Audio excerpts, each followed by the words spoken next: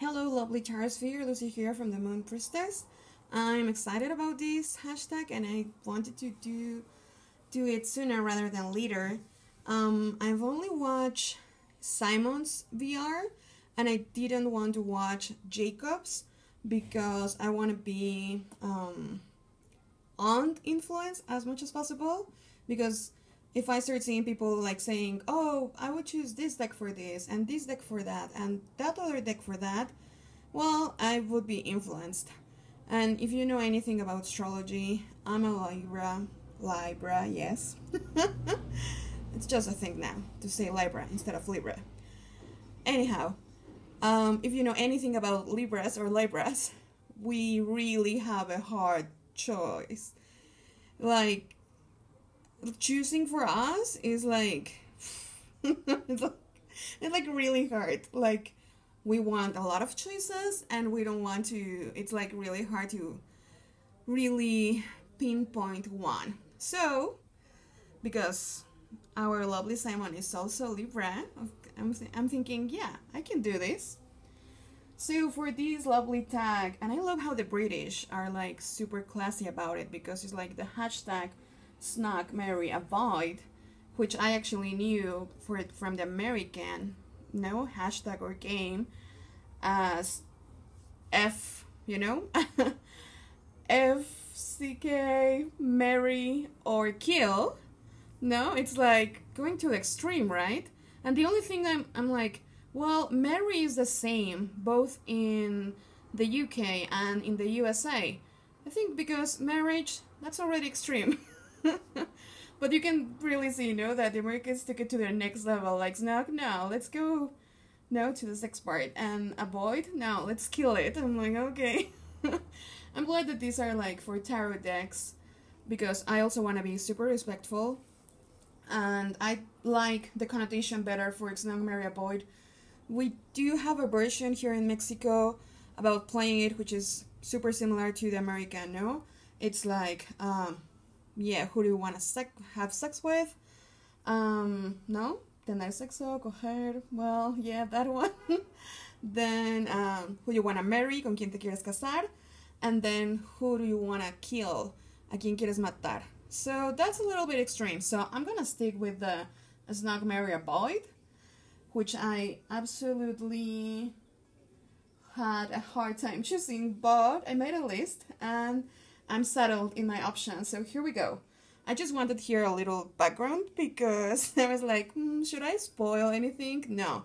I don't think a lot of people know me that well, and I want this to be a surprise. I mean, you probably recognize that deck if you watched one of my other videos, I'm gonna say. So you will find out. So let's start with Snoc. And which deck would I Snoc? And I don't think it's a surprise, but it's gonna be the Prismatic Tarot. Absolutely. I mean, when I saw that deck, it was like falling in love with it, and I will absolutely Snoc it. And thanks everyone for clarifying what Snoc was, because I also wasn't sure about it. So, I'm not gonna show the whole deck, just like a few of the cards. No, of course, the gorgeous High Priestess there. I think these are in order because I did the walkthrough fairly recently. Yeah, that Knight, come on.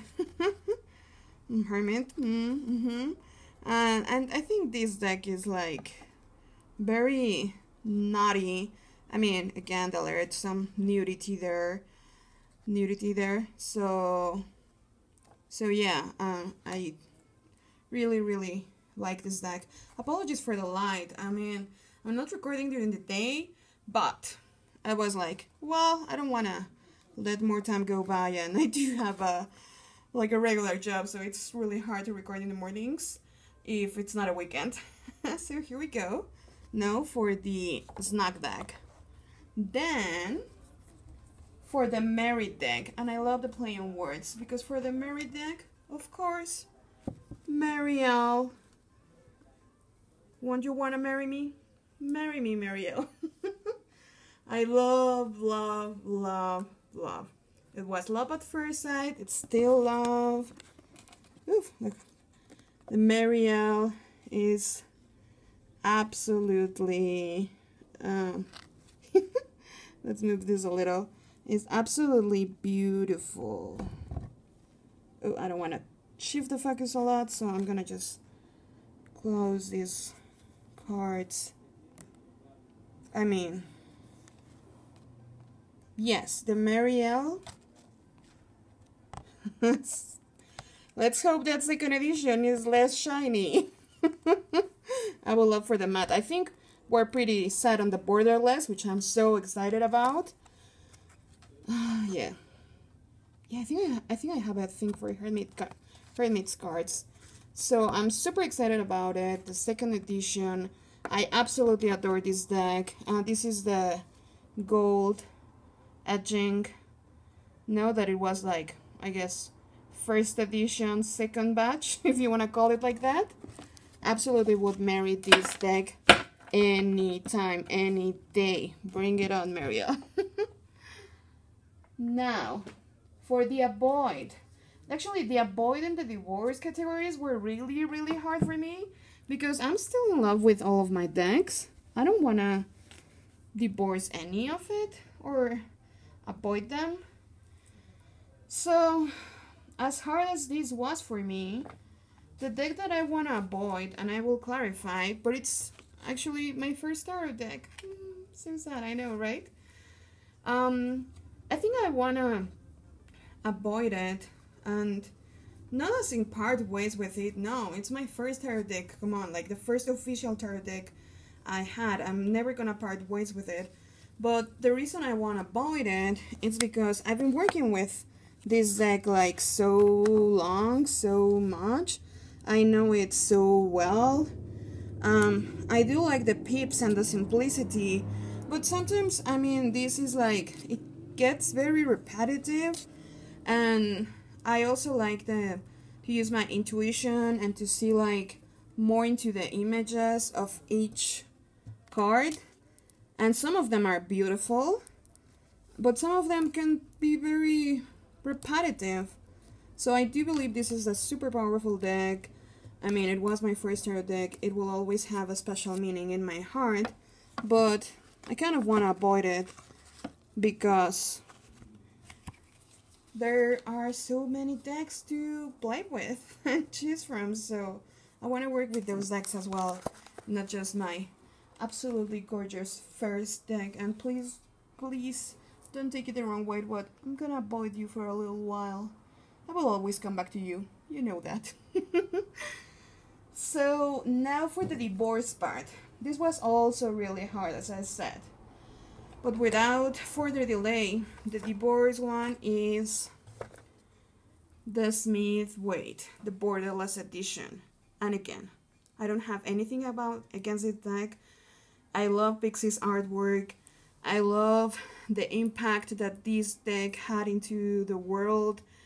I think this deck is responsible for making tarot what it is today, like reaching out to so many people. That's never gonna go away. But the thing is, I've been working with it a lot as well. I know all these images. I absolutely adore them as well. But, and I mentioned this before in one of my videos, a family member, this is actually in order, a family member of mine is going to start reading tarot, and I absolutely want to give that person this deck because I want to give that person their first deck. So this is the one that I'm going to divorce, and this is, I think, an amicable divorce. We are parting in great terms. I think our journey together has ended. I will miss it for sure. But yeah, I think it's time for this deck to go to this new tarot reader, which I'm sure is gonna be a lovely tarot reader, and be with that person hopefully forever, because for them this is gonna be their first tarot deck. So yeah, let's close it in the star. So that's the divorce. Now the Illicit Affair, That was also a hard one, but because I had so many choices, and now I'm settled. My Illicit Affair is gonna be with the Dream Keepers Tarot. The Dream Keepers, oh, like, first I fell in love with it. Then I started looking into some of the images, and I was like, oh, this is a little creepy. You'll see what I mean. But then I absolutely was like, oh, no, I need to have this deck. I love it. So I think that's kind of the Illicit Affair, no? Like, first you want it, and then you don't, and then you want it again, and then you're like, well, this is a little creepy, and then I think that back and forth is so lovely. I adore this deck. See, some of the cards are like, for example, the High Priestess for me is super important. I'm not in love with this High Priestess, but I totally get her vibe, and I think, yeah, it's important to have these illicit affairs from time to time. So see, this is like so lovely, but then, oh, I know. But then it gets a little, just a tiny bit creepy. And I think that's what makes it the perfect illicit affair. I mean, look at that. No, it's like, you know, it gives you the heebie-jeebies from time to time, one of these cards. Now, these, like, the fates for the Wheel of Fortune is just, like, amazing. Amazing. So, yes. Justice. So, this one for the Illicit Affair. Then we have the Naughty Corner. And also the Naughty Corner, I had, like, a few options. And I had to mention this deck because I adore it as well. The Deviant Moon. Borderless Edition. And yes, I mean, come on. This deck is like cheeky, playful, naughty. I think, yeah, this is a perfect Naughty Corner deck. No, like, some of them are a little creepy as well. Yeah, some of them are hilarious.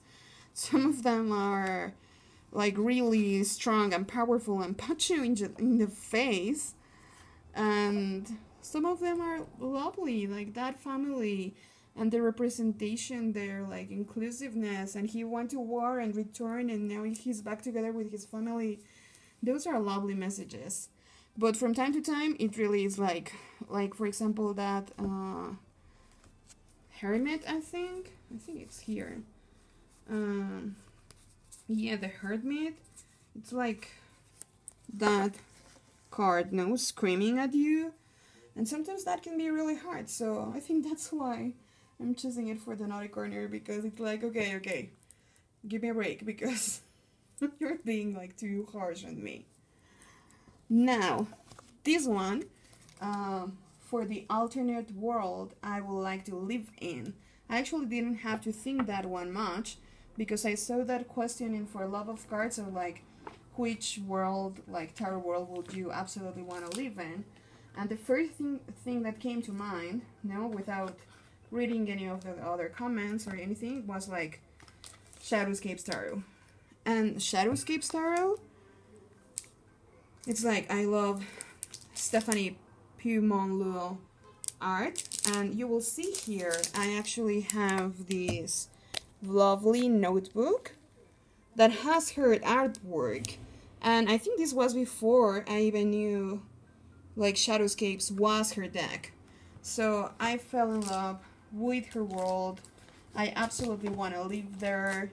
I think, yes, the cards are like, I'm not in love with the let's say like the way this deck was produced, because I do think the cards are too small for the artwork.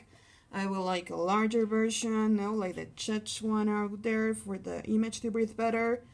But I absolutely think like this world, the images, the people that live there, the creatures, I'm in love like with the swans, with the foxes, with the birds. Yeah, take me there anytime. I will be happily there ever after. And then for the alternate world I don't want to live in, that one also was hard, because it's like, well, I do like all my decks, if not I part ways with them. So I think one of the worlds that I do adore and like to visit from time to time is the Raven's Prophecy. But the thing is, I wouldn't want to live there like for a long time. I like to visit, as I'd say, but not for the long term, because it's really dark, and I'm Libra, so my birthday is in October. I absolutely adore Samhain or Samhain or Halloween or Night of the Dead, Dia de Muertos. I absolutely love that vibe, but I think this is like too dark and like too simple. Like, this is gorgeous, but it's like, I don't know if I want to live here. No, not so much. Some of the cards are super cool, interesting, and then some of the cards are, I adore each message. It's just, no, not the place I want to live in. Not for long term. Again, just visit, have fun, and then get back to my lovely Shadowscapes world. So, to close up, there is the Snoc Marry Avoid 4 cards. Now again, it's like, well, now I have like millions of cards to choose from, right? Well, not millions, I don't know. I haven't counted them. But then I wanted to do, like, keep it simple. So I'm gonna stick with the decks I chose for Snoc Marry Avoid. So for the Snoc, from the lovely Prismatic Tarot, the one that I want to Snoc is the Knight of Wands. Like, look at him. Yes, yes. Like, night energy, fire energy, wands. Yep. That's the one I want to Snoc. Then the one I want to marry from the lovely, absolutely breathtaking Mary L. is, drumroll please, if I can find it. I supposedly kept it here close by me. Just a sec. So the one I want to marry, here it is. So from the absolutely astonishing Marion, they were like serious contenders, because at some point I wanted to marry that gorgeous unicorn from the 5 of Cups. But to keep it more like a bit more real, I want to marry that magician. Yes, like that magician. He's like dark and mysterious and powerful. I want to marry him.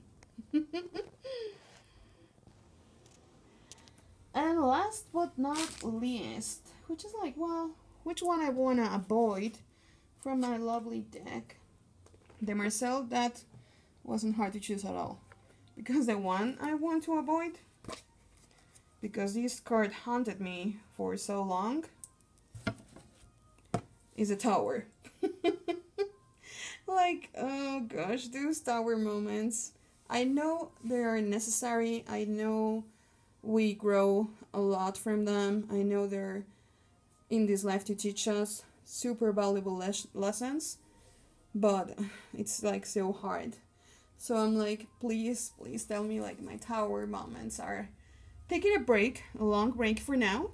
And I want to go into the Star.